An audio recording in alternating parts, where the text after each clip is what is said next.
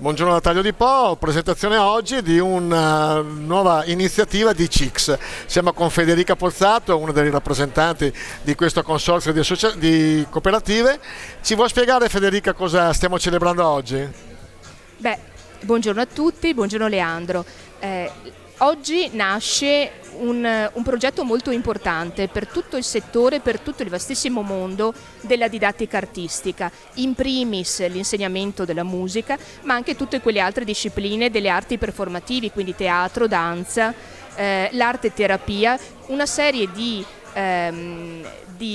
attività e di benefici erogati appunto da quelli che sono le varie scuole musiche, scuole di teatro, scuole di danza locali, che hanno l'opportunità di trovare casa, di trovare una soluzione operativa sia come svolgimento delle attività ma anche come inquadramento lavorativo dei propri operatori, appunto gli insegnanti, i docenti. Il CICS è la fucina dove nasce tutto questo, dove nasce l'esigenza e la domanda, e dove un po' come coordinatore ho cercato, insieme appunto ai soci e anche ai collaboratori esterni, ho cercato di dare delle risposte. La risposta è senz'altro la cooperativa sociale, perché è quella che riesce a dare un vestito adeguato a quello che è tutto il settore della didattica artistica, che non è solo un insegnamento di musiche o comunque di arti, ma è soprattutto la formazione dell'individuo, la sua relazionalità, la sua autostima e la sua capacità di comunicare e di rappresentare se stesso verso l'esterno, quindi un valore sociale indiscutibile. È un'iniziativa aperta a chiunque? Naturalmente È ovviamente un'iniziativa aperta a chiunque, perché si tratta di una cooperativa dove sappiamo che le cooperative sono definite a porta aperta, quindi ciascun interessato può fare la richiesta, la propria domanda di ammissione va compilata e presentata a un CDA che, se ci sono i requisiti, quindi appartenere a quell'ambito di attività, di operatività, potrà entrare e ricevere i benefici della cooperativa sociale. Ecco, ricordiamo che il CICS ha sede a Taglio di Po, una bella iniziativa, complimenti, come al solito siete un passo avanti rispetto alla media. Grazie Leandro, e speriamo di andarne molti altri passi, quasi rincorrendo.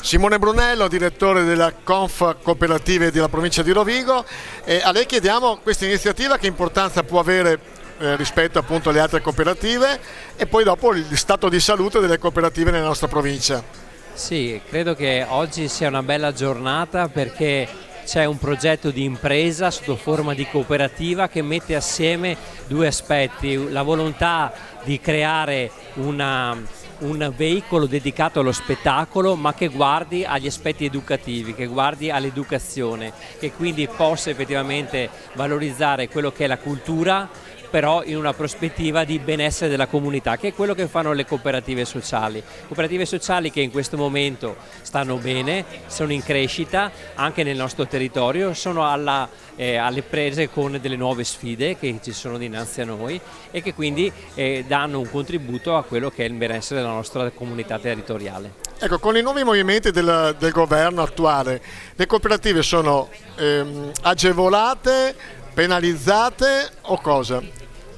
Ma è chiaro che quando c'è qualsiasi tipo di cambiamento c'è sempre l'aspettativa di guardare quello che sta facendo il governo. In questo momento il governo sta facendo dei provvedimenti che tutelano e vanno in scia con quello che poi è un riconoscimento della Costituzione, perché ricordiamoci che le cooperative hanno una serie di benefici, perché è l'articolo 45 della Costituzione che le identifica, e proprio la cooperativa identifica come una forma di impresa che va tutelata, e quindi su questa scia stanno continuando ad esserci delle situazioni di favore verso questa forma di impresa. Quindi voi siete, come cooperative, siete soddisfatti di quanto sta prospettando il governo? È ancora presto per riuscire a trarre delle conclusioni, però effettivamente finora le istanze che abbiamo posto sono ascoltate. Sì.